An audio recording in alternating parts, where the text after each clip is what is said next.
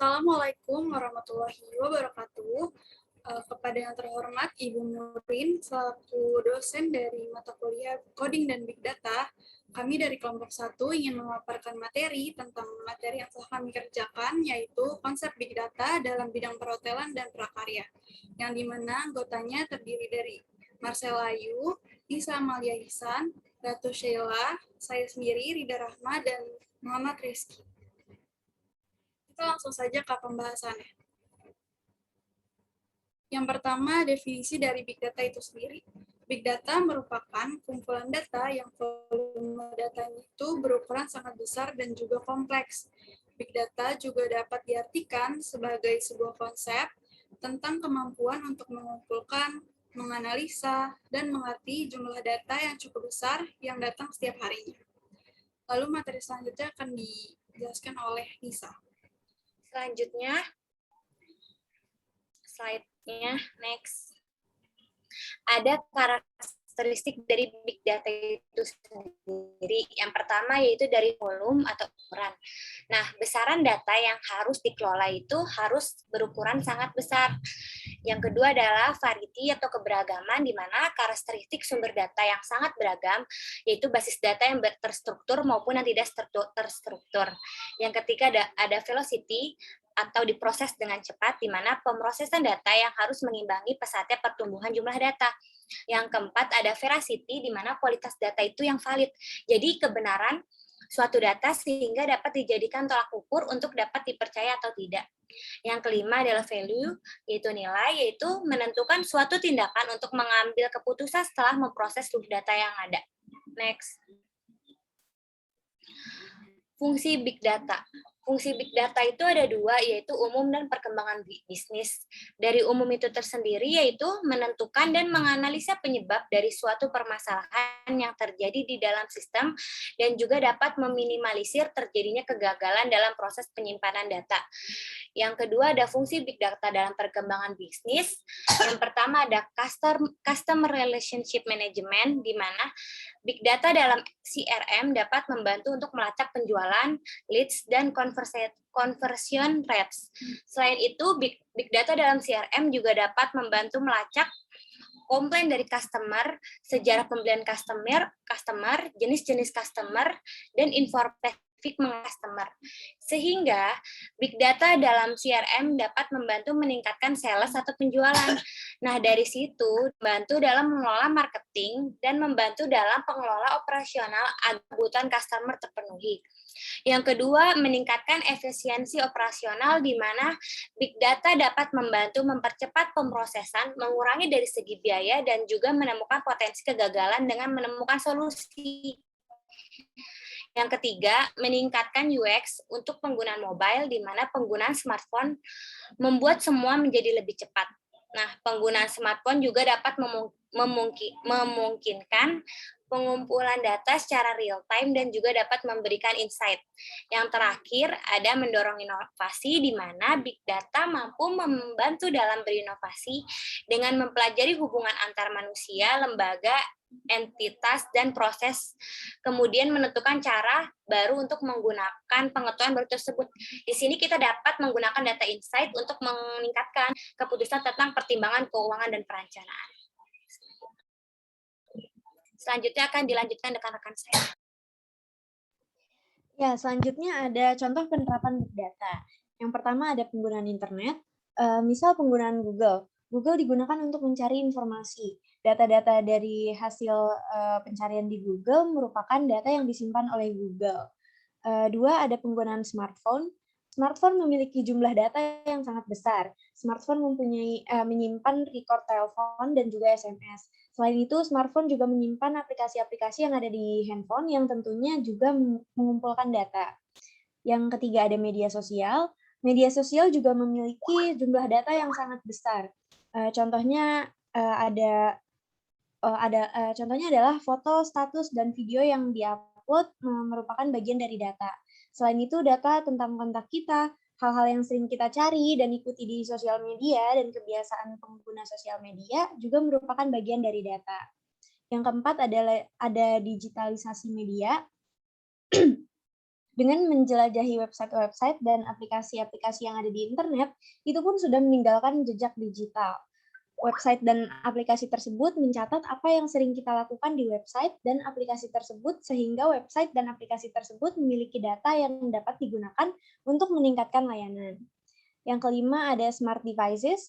Contoh smart devices itu ada smart TV, smart fridge, smart car, dan lain-lain. Biasanya smart devices ini dapat kita atur menggunakan smartphone kita. Nah, semua data dari smart devices yang kita miliki ini dan kita gunakan akan dikumpulkan agar produsen dapat memperbaiki layanan dan dapat meningkatkan layanannya. Next.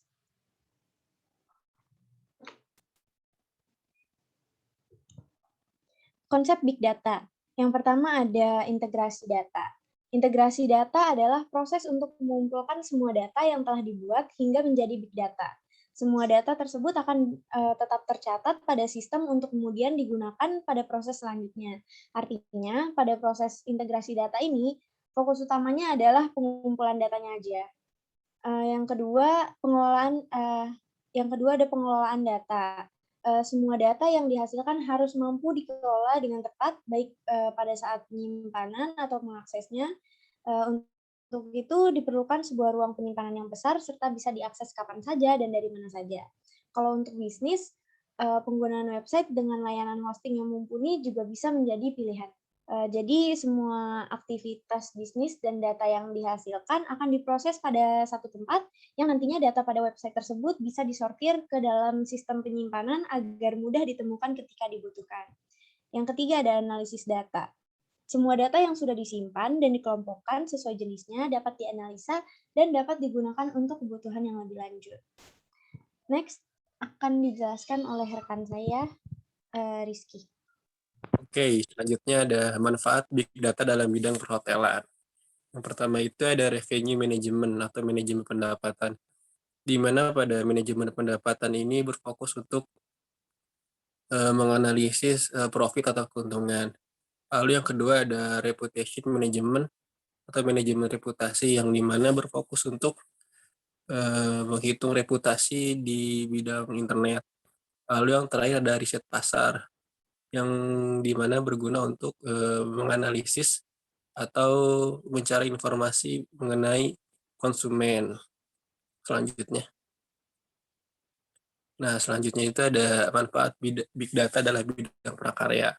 Yang pertama itu dapat mengukur kemampuan seseorang dalam berkreasi. Yang kedua, dapat menentukan keahlian atau bakat kerajinannya sesuai dengan bidang yang ia tekuni. Lalu yang terakhir itu dapat memanajemen karir dalam kerajinan yang ia tekuninya. Selanjutnya akan dijelaskan oleh rekan saya.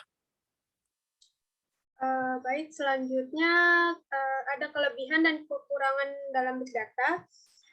Untuk kelebihannya ini yang pertama menganalisa tren pasar. Maksudnya Big Data ini dapat membantu pebisnis ini untuk mengetahui bagaimana produk atau layanan yang sedang populer di masyarakat gitu. Jadi ketika pebisnis ingin melakukan membuat suatu usaha, pebisnis ini harus menganalisa nih apa nih yang disukai dari masyarakatnya. Kalau misalkan ingin contohnya berbisnis hotel, pebisnis harus tahu layanan atau fasilitas apa sih yang lagi tren gitu. Misalkan pebisnis ada seseorang yang ingin menginap di hotel, kemudian dia hanya untuk perjalanan bisnis. Jadi layanan yang disediakan oleh pebisnis tersebut itu contohnya kayak wifi yang cepat gitu koneksinya. Kalau untuk liburan, misalkan kan ada anak-anak gitu, jadi bisa menyediakan kolam renang atau meja biliar gitu. Nah, kemudian yang kedua, mengetahui kegagalan secara real time. Data yang ditampilkan dapat dijadikan bahan untuk menganalisa penyebab dari suatu permasalahan yang terjadi dalam sebuah sistem. Maksudnya itu misalkan ada sebuah server yang rusak, jadi kan mengakibatkan nggak ada pesanan yang masuk. Jadi seorang IT itu harus bisa nih menganalisa dari Big Data, apa sih penyebabnya dan bagaimana cara menyelesaikannya gitu. Selanjutnya, mendeteksi sebuah anomali atau penyimpangan dalam struktur bisnis.